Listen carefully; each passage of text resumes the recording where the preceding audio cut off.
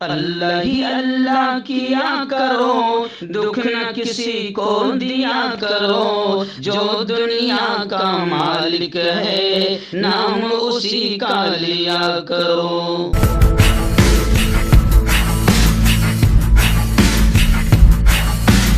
तकमीली तलबीना ताकत, सेहत और शिफा के लिए सुन्नत और तिब्बे नबवी का बेहतरीन नुस्खा। अभी ऑर्डर करें, कम पैसे में हमारे साथ बिजनेस शुरू करें। भारत भर से डिस्ट्रीब्यूटर और होलसेलर बनने के लिए अभी कॉल करें 9579591975। Takmili food products private limited, Malegaon, India. जोड़ों की पुरानी से पुरानी लाइलाज तकलीफ जैसे घुटनों का दर्द, पीठ और कमर का दर्द, कंधे, गर्दन और पैरों में दर्द के लिए संधि प्लस देसी शिफा लाए हैं मर्द और औरतों के तमाम गुप्त रोगों का इलाज। पहली खुराक में हैरत अंगेज असर देखें। अगर आप हमसे इंडिया और इंडिया से बाहर दवाई हासिल करना चाहते हैं, स्क्रीन पर दिए गए नंबर पर कांटेक्ट करें। Thank you. अस्सलामु अलैकुम वरहमतुल्लाहि वबरकातुहू। नाज़रीन, इस्तकबाल है, स्वागत है आपका viral news live studio Jalgaon, Maharashtra, India में। मैं आपका मेज़बान मुफ्ती मोहम्मद हारून नदवी। आइए प्राइम न्यूज़ में आज बात करते हैं एक बड़ी अहम खबर पर। जी हाँ, बल्कि दो अहम खबरें हैं। पहली खबर होगी कि आप जानते हैं कि मुल्क में कैसा माहौल बनाया जा रहा है, तो अभी आप भी ताज्जुब करेंगे कि ये नफरती चिंटू क्या क्या करेंगे और मुल्क को किस तबाही की तरफ ले जाएंगे। आपकी भी अकल काम नहीं करेगी। अभी एक नया दावा आ गया है कि हज़रत शेर मैसूर टीपू शहीद रहमतुल्लाहि अलैह की जो मस्जिद है, जी हाँ, अब उस पर एक नफरती चिंटू ने दावा किया है कि ये हनुमान मंदिर था। जी हाँ, तो अब थोड़ी सी इसकी भी तफसील बताऊंगा। और एक दूसरी खबर आज प्राइम न्यूज़ में, एक साथ दो खबरें मैं आपको बता रहा हूं कि आपको याद होगा कि आज से 80 साल पहले 1942 में नारा लगा था भारत छोड़ो। जी हाँ, अंग्रेजों को यहां से भगाने के लिए नारा लगा था भारत छोड़ो। आज से 80 साल पहले नारा लगा था और आज मुल्क के इतने बुरे दिन आ गए हैं कि अब 2022 में मुल्क का नारा लगा है भारत जोड़ो। जी हाँ, तो बड़ी अहम दोनों खबरें हैं। इस पर आपको मैं थोड़ी सी तफसील बताऊंगा। और आप जानते हैं कि जिस अंदाज में मैं थोड़ा बताता हूँ, हल्की सी लंबी भी हो जाती है कभी कभी खबर, लेकिन बिल्कुल ये तो आपको मानना पड़ेगा कि जो हम बता रहे हैं या जिस अंदाज में हम बोल रहे हैं, अभी कोई इस अंदाज में नहीं बोल पा रहा है। जी हाँ, तो आइए पहली खबर आ रही है श्रीरंगापट्टनम से। आप जानते हैं कि ये वो गांव है कि जहां पर एक ऐसा शेर पैदा हुआ और जहां जिस गांव में उसने अपनी जिंदगी की आखिरी सांस इस मुल्क को बचाते बचाते ली, शहीद हो गया। जी हाँ, एक ऐसा शेर कि जिसका एक नारा था कि शेर की 100 साला जिंदगी गीदड़ की। शाकिर भाई यहां से थोड़ा काटना है। शाकिर भाई ये जुमला काट दे, ये जुमला वापस बोल रहा मैं। जी हाँ, जहां एक ऐसा शेर पैदा हुआ था कि जिसका एक डायलॉग, एक कहावत आज हम सब सुनते हैं, बचपन से सुनते आ रहे हैं। इसी शेर ने एक जुमला कहा था कि गीदड़ की 100 साला जिंदगी से बेहतर है शेर की एक दिन की जिंदगी। शेर की एक दिन की जिंदगी बेहतर है गीदड़ की 100 साला जिंदगी से। जी हाँ, एक ऐसा शेर जिसे शहीद टीपू सुल्तान रहमतुल्लाह अलैह के नाम से याद किया जाता है कि जिसका मुल्क पर इतना बड़ा एहसान है कि जब तक ये शेर जिंदा रहा तब तक अंग्रेज बहादुर ये नहीं कह सके थे कि भारत हमारा है या हिंदुस्तान हमारा है। जिनकी शहादत के बाद भारत में अंग्रेजों ने यह कहा था कि आज से भारत हमारा हुआ है। जब तक ये शेर जिंदा था अंग्रेजों की मजाल नहीं थी ये अल्फाज जबान पर लाने को कि हमारा भारत, आज से भारत हमारा है। ये उस वक्त उन्होंने कहा था जब इस शेर ने दुनिया को अलविदा कहा और शहीद होकर अलविदा कहा, लड़ते लड़ते शहीद हुए, मुल्क को बचाने के लिए आखिरी सांस तक लड़ते रहे। लेकिन आज क्या करें कि ऐसे तमाम स्वतंत्र सेनानी, ऐसे तमाम मुजाहिदीन आज़ादी, ऐसे तमाम वीरों और बहादुरों के साथ मुल्क में गद्दारी का मामला किया जा रहा है। और कुछ गद्दार ऐसे हैं जिनको ये स्वतंत्र सेनानी भी अब पसंद नहीं आते हैं, क्योंकि ये मुसलमान हैं। और अभी मुल्क में नफरतें फैलाई जा रही है। तो अब ताजमहल के नीचे भी कुछ नज़र आ रहा है, कुतुब मीनार के नीचे भी कुछ नज़र आ रहा है, और फिर अभी टीपू सुल्तान रहमतुल्लाह अलैह की मस्जिद के नीचे भी हनुमान मंदिर नज़र आ रहा है। तो एक जुमला किसी ने सोशल मीडिया पर, व्हाट्सएप पर वायरल हो रहा है, बड़ा अच्छा जुमला कहा कि 2014 से पहले हमारे मुल्क में तालीम, एजुकेशन, शिक्षण और साइंस इतने ऊंचे पैमाने पर थी कि 2014 से पहले हमारे मुल्क के साइंटिस्ट जो है वो चांद पर पानी, हवा और प्लॉटिंग तलाश कर रहे थे, और चांद पर भी जाकर झंडा कैसे गाड़ा जाता है वो चांद पर दुनिया तलाश कर रहे थे। और 2014 के बाद अब ताजमहल के नीचे, कुतुब मीनार के नीचे, जामे मस्जिद के नीचे, टीपू सुल्तान की मस्जिद के नीचे अभी हम मंदिर और हनुमान और श्री राम और मूर्तियों को तलाश कर रहे हैं। यानी आप समझ सकते हैं कि कितना घटिया माहौल इस वक्त मुल्क में बना दिया गया है। तो पहली ये अजीब खबर आई है कि मोदी विचार मंच, देखिए आप, विचार मंच का नाम भी क्या है, यानी आप इससे अंदाजा लगाएं कि ये किसके भक्त हैं। मोदी विचार मंच नामी एक संगठन है, उसने श्रीरंगापट्टनम में कलेक्टर साहब को खत लिखकर यह दावा किया कि टीपू सुल्तान मस्जिद की जो जगह है वहां हनुमान मंदिर था। मस्जिद के जिम्मेदारों ने आखिर हिफाजत के लिए हुक्काम से, वहां के अधिकारियों से राब्ता किया। जी हाँ, श्रीरंगापट्टनम की 336 साल कदीम टीपू सुल्तान मस्जिद के ताल्लुक से यह दावा किया गया है कि यहाँ हनुमान मंदिर था। इस मस्जिद को जामी मस्जिद या मस्जिद आला के नाम से जाना जाता है। मैं खुद अल्हम्दुलिल्लाह इस मस्जिद में गया, मेरी फैमिली गई, मैंने इसकी हिस्ट्री बताया, मैंने वहाँ के लोगों से, वहाँ जो इमाम साहब थे, वहाँ जो अंदर मदरसा चलता है, वहाँ के मौलाना लोगों से मिला और उसकी पूरी हिस्ट्री जाना। फिर वो जगह भी मैं गया जहाँ पर हजरत शहीद टीपू सुल्तान रहमतुल्लाह अलैह शहीद होकर पड़े हुए थे, और जब अंग्रेजों ने उनको वहां शहीद देखा तब जाकर सैल्यूट करके कहा कि आज से हिंदुस्तान हमारा हुआ है। तो इस बहादुर ने जो वक्त मुल्क के लिए कुर्बानियां दी है, अभी इस वक्त, उस वक्त जो अंग्रेजों के वफादार थे, आज उन्हीं की औलाद ये मुल्क के ऐसे वीरों और बहादुरों के खिलाफ बातें कर रही है। तो ये अजीब चीज है। जी हाँ, मोदी विचार मंच, नरेंद्र मोदी विचार मंच नामी हिंदुत्ववादी ग्रुप ने कलेक्टर को खत लिखकर दावा किया कि ये टीपू सुल्तान वाली मस्जिद हनुमान मंदिर के ऊपर बनाई गई है। यानी अब आप मुल्क में सिर्फ यही देखते रहोगे। तो ये एक अजीब खबर है।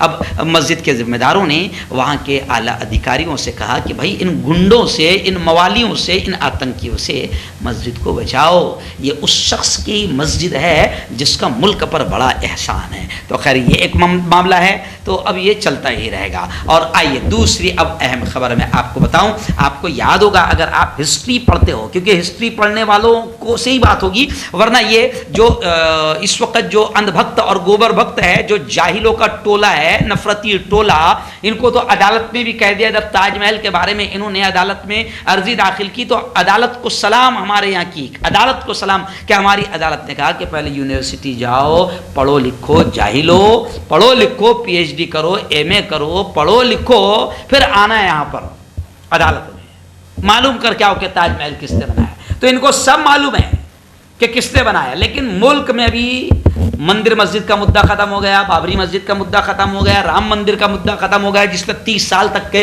रोजी रोटी दिया। तो अब नया मुद्दा कुछ चाहिए ना, तो इनके ये पालतू नफरती जितने हैं इनको इस्तेमाल किया जाता है। तो अब जनाब आपको याद होगा कि आज से 80 साल पहले महात्मा गांधी ने 1942 में भारत छोड़ो का नारा दिया था। भारत छोड़ो का नारा दिया था।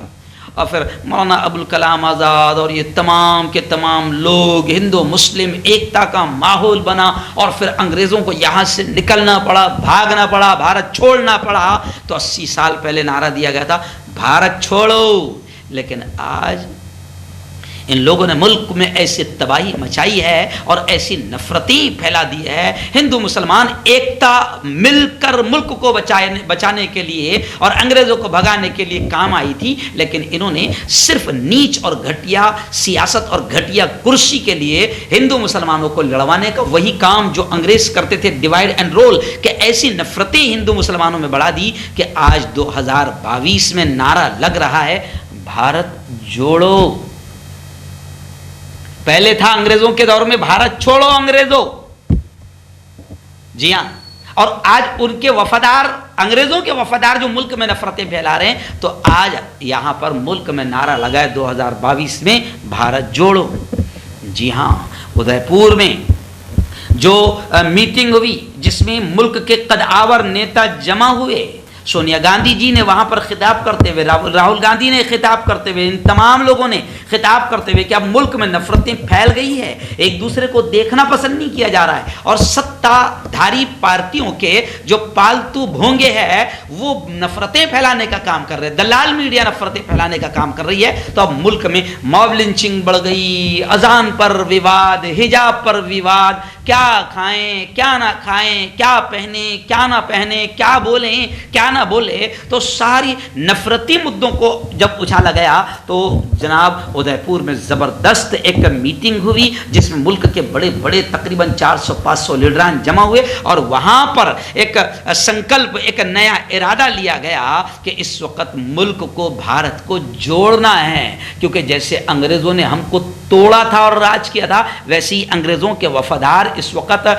वही अंग्रेज़ों वाली स्टाइल के लड़ाओ, धर्म के नाम पर लड़ाओ, जात बिरादरी के नाम पर लड़ाओ, इलाकों के नाम पर लड़ाओ, जबान के नाम पर लड़ाओ, कुटुंब के नाम पर लड़ाओ और अंग्रेजों की तरह राज करो। हालांकि वो भी जानते हैं कि जब अंग्रेज यहां नहीं टिके हैं तो अंग्रेजों की वफादार कहां टिक पाएंगे, लेकिन इन्होंने मुल्क का हाल बड़ा बुरा बना दिया है। इसलिए अब नफरतों को ख़त्म करने के लिए, नफरतों को ख़त्म करने के लिए और मुल्क को, भारत को जोड़ने के लिए अभी नया नारा लगा है। सोनिया गांधी जी वहाँ मौजूद थी और तमाम लोग वहाँ मौजूद थे और वहाँ नया नारा लगा है भारत जोड़ो। तो उस पर मुझे याद आ गया कि 80 साल पहले नारा लगा था भारत छोड़ो, अंग्रेज़ों के लिए लगा था, उन गद्दारों के लिए, उन जालिमों कातिलों के लिए लगा था। लेकिन आज के वो लोग जो कुर्सियों पर बैठे हैं, इन्होंने घटिया कुर्सी बचाने के लिए और हुकूमत हासिल करने के लिए इतनी नफरतें फैला दी कि जनाब कांग्रेस को नारा लगाना पड़ा भारत जोड़ो।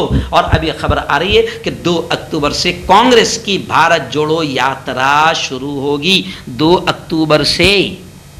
जी हां, उदयपुर जनता शिविर में कांग्रेस सदर प्रेसिडेंट सोनिया गांधी ने ऐलान किया कि 15 जून से जन जागरूकता मुहिम चलाई जाएंगी, अवामी बेदारी मुहिम चलाई जाएंगी और 2 अक्टूबर से कांग्रेस की भारत जोड़ो यात्रा चलाई जाएगी। और अब तमाम लोग ये कह रहे हैं, राहुल गांधी ने भी ये कहा कि नौजवानों को आगे लाकर मुल्क को खतरे से बचाना होगा, क्योंकि इलाकाई जो पार्टियां हैं वो बीजेपी का मुकाबला करने में नाकाम है। वहीं पर मैं आपको बताऊं कि अब ये भी माना जा रहा है, राहुल गांधी ने खिताब करते हुए ये भी कहा है कि मेरी लड़ाई नफरत फैलाने वालों के खिलाफ है। जी हाँ, ऐसे ही एक प्रोग्राम हुआ ऑल इंडिया उलमा बोर्ड का, वहां पर भी ये कहा गया मुल्क के माहौल को देखते हुए कि नफरत के माहौल को खत्म करने के लिए हिंदू मुस्लिम एकता, इत्तेहाद, यूनिटी बहुत जरूरी है। ऐसे ही निगरां वजीर असलम शेख ने भी ये कहा कि किसी भी मुल्क की बका, उसका विकास, उसकी तरक्की उसी वक्त होती है जब कौमी यकजहती, एकता और इत्तेफाक, अमन का माहौल बनता है। यानी आज सब महसूस कर रहे हैं कि भारत से नफरतें अब ख़त्म होनी चाहिए, क्योंकि इन नफरती चिंटुओं ने इतनी नफरत फैला दी कि अगर ऐसा ही रहा तो श्रीलंका से भी बुरा हाल भारत का हो जाएगा। लेकिन आओ अब मैं एक जुमला आपको बता दूं कि जनाब आज कांग्रेस हो या ऑल इंडिया उलमा बोर्ड हो या जितनी तंजीमें हो, वो आज नफरतों के खिलाफ खड़े होने की बात कर रही है। लेकिन मैं सलाम करता हूं हमारे कायद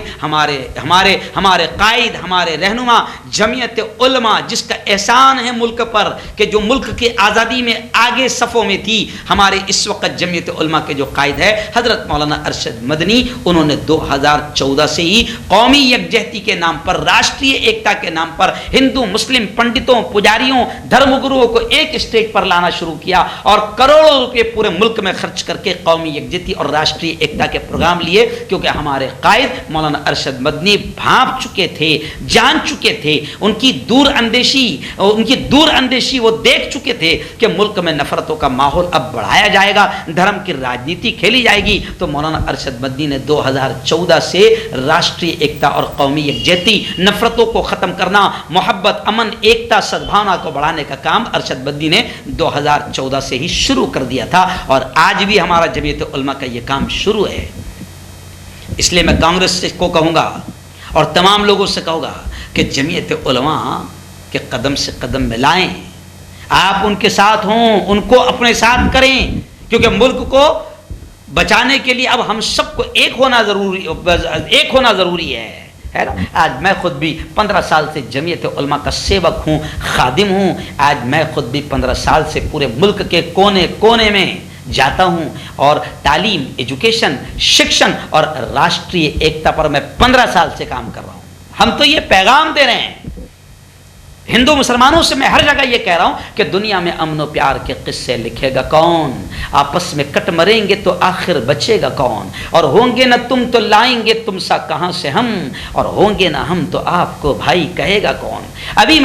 अभी हमारे यहाँ शहर से 10 किलोमीटर दूर एक पालदी गांव है, वहां पर एक हॉस्पिटल का ओपनिंग था हमारे हाथों से, माननीय पालक मंत्री गुलाब राव पाटिल साहब और मैं खुद वहां मौजूद था। तो वहां पर भी मैंने हिंदू मुसलमानों को ये पैगाम दिया कि इस मुल्क को एकता ही बचा सकती है।